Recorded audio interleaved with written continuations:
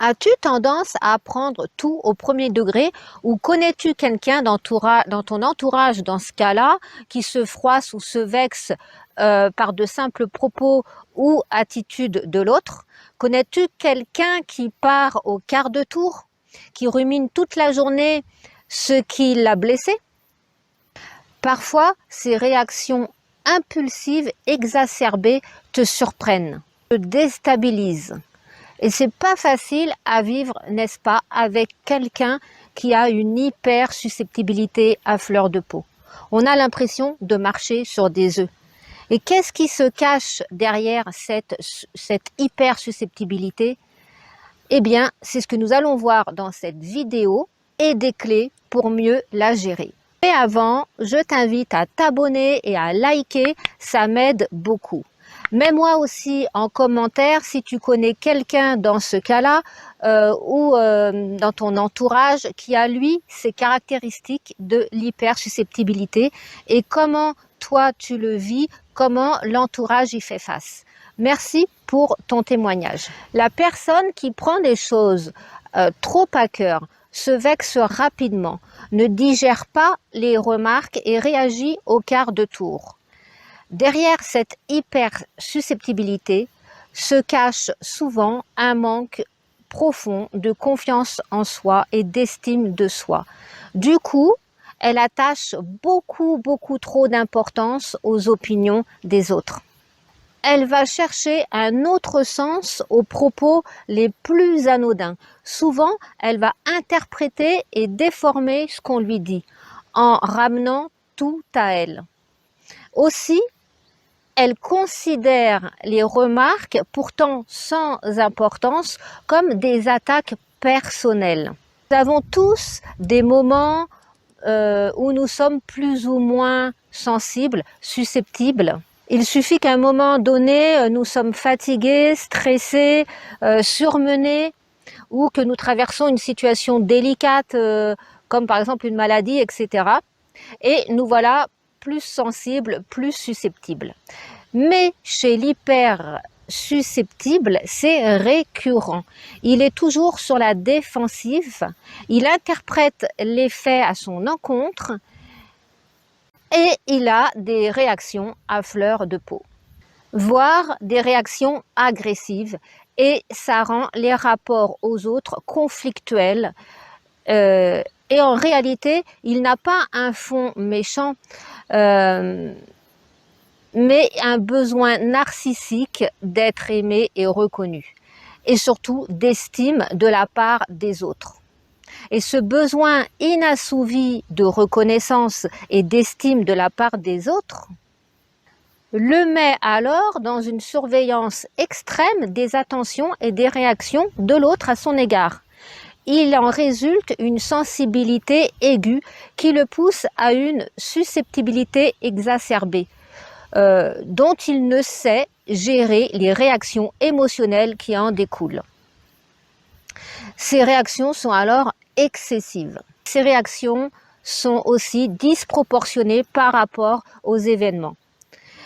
Et cela alors du coup ne lui attire ni compassion et ni indulgence de la part des autres.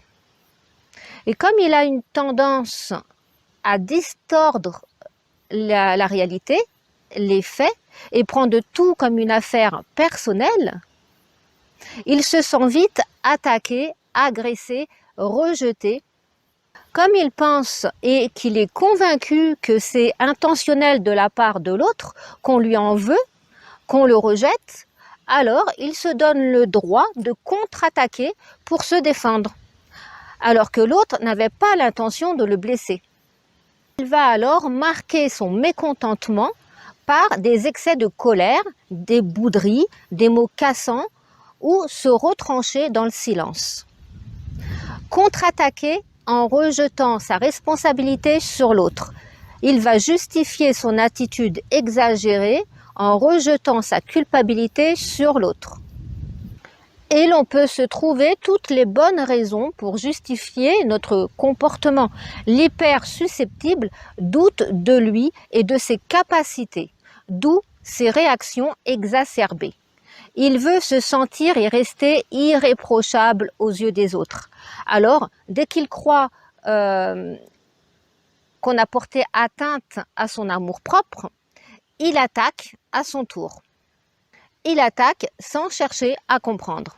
Et dans une altercation avec l'autre, il est plus facile d'accuser les autres que prendre ses responsabilités. Il est plus confortable et moins culpabilisant de se dire à soi-même que c'est à cause de l'autre que je réagis comme ça. Et ça permet d'avoir bonne conscience. C'est une manière inconsciente et immature d'attirer l'attention en se victimisant. C'est toujours la faute de l'extérieur, ce qui forcément engendre confrontation et conflit. Derrière de telles justifications, l'hypersusceptible, qui est aussi hypersensible, cache la peur immense de perdre l'amour des autres, d'être rejeté et d'être abandonné. Alors, il va prendre les devants et va rejeter l'autre. Il réagit à une interprétation, à une idée qu'il s'est fait dans sa tête. Il réagit à un comportement, à une parole, à un geste. Et ces réactions émotionnelles sont rapides, impulsives, irréfléchies. L'hypersusceptible va en faire une fixation et ruminer toute la journée sur ce qui a été dit, sur un geste qu'il a pris pour lui, qu'il a pris personnellement et dont il a souffert. Il va s'en plaindre ouvertement de façon imprévisible pour l'entourage et de façon disproportionnée, quitte à plomber l'atmosphère et tout envoyer promener sur un coup de tête. Parce que l'hypersusceptible se sent blessé et offensé, alors il pense être dans son bon droit de faire payer l'autre. D'où son esprit de vengeance, rancune qui s'ensuit. Cela maintient en fait dans un climat de conflit permanent. Accepter d'être hypersusceptible ne signifie pas de l'imposer à l'autre ni de se décharger sur lui. Il s'attache beaucoup trop à tout ce qui pourrait évoquer le rejet ou la remise en question de ses capacités. Je vous en parle en connaissance de cause car dernièrement, j'ai été en relation avec une personne hyper susceptible. Alors, ça touche une blessure ancienne qui réactive par un stimuli va provoquer des réactions extrêmes et disproportionnées aux faits réels. Mais les personnes en face ne sont pas en cause du mal-être de l'hypersusceptible. Ce ne sont pas à eux de gérer la susceptibilité de cette personne, c'est à elle-même de savoir gérer ces réactions qui en découlent, de savoir faire la part des choses et de relativiser. Car c'est très usant pour l'entourage de se trouver face à quelqu'un qui se sent terriblement offensé pour le moindre geste ou la moindre parole qui est mal interprétée par l'hypersusceptible, toujours sur la défensive. Alors voilà des clés qui peuvent aider cette personne à ménager son hypersusceptibilité. 1. Faire la distinction entre un reproche réel qui est accusateur et qui commence par tuer, tu aurais dû faire, etc. et les faits qui, eux, sont basés sur le comportement. Si l'autre dit par exemple « je trouve que… », là, ce n'est pas accusateur.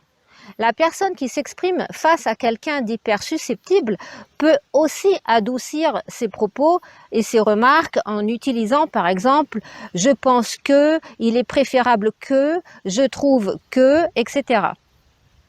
2.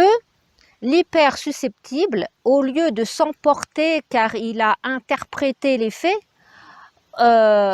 ou si c'est pas clair dans sa tête, il peut aussi demander des clarifications à l'autre, en veillant lui aussi à ses propos pour ne pas tomber à son tour dans l'accusation. Il pourrait dire par exemple, lorsque tu dis cela ou ceci, je me sens comme ça, as-tu voulu dire que, etc. Est-ce que tu me reproches ceci ou cela? Peux-tu clarifier s'il te plaît, etc. Donc si chacun met la forme et tente de comprendre l'autre et de clarifier ce qui a été dit, eh bien, ça permet de sortir de cette communication conflictuelle. Donc cela peut aider beaucoup l'hypersusceptible et non rentrer dans le tas car il s'est senti offensé. Et en validant et en clarifiant ce que l'autre a dit ou ce que l'autre a voulu dire, permet de sortir des malentendus et avoir une communication constructive. 3. Il peut aussi apprendre à voir les choses autrement, changer de perspective et se dire en lui-même que ce n'est pas contre lui, que sa valeur n'est pas remise en cause. 4. Il peut aussi se dire que ce n'est pas parce qu'un tel m'a dit cela qu'elle a intentionnellement voulu me faire du mal. 5. Savoir faire la part des choses entre critique volontaire, gratuite et critique constructive. 6.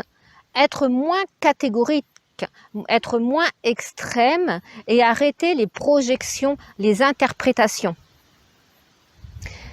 Et 7. Sortir du schéma de victime, persécuteur.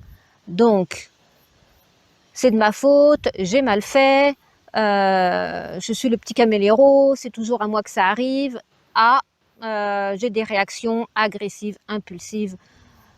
Donc, sortir de ce schéma victime-persécuteur. 8.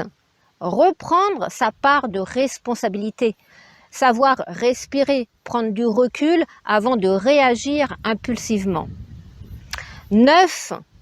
Et ça, c'est vraiment la clé, je dirais, la plus importante à mon sens, c'est apprendre à s'aimer soi-même et arrêter l'autodestruction ou la destruction de soi et des autres. Voilà, j'espère que cette vidéo aura pu aider quelqu'un.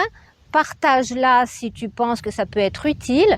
Et puis, eh bien, j'espère que ça pourra te servir également dans ton quotidien si tu es face à quelqu'un d'hyper susceptible. À bientôt sur une prochaine vidéo.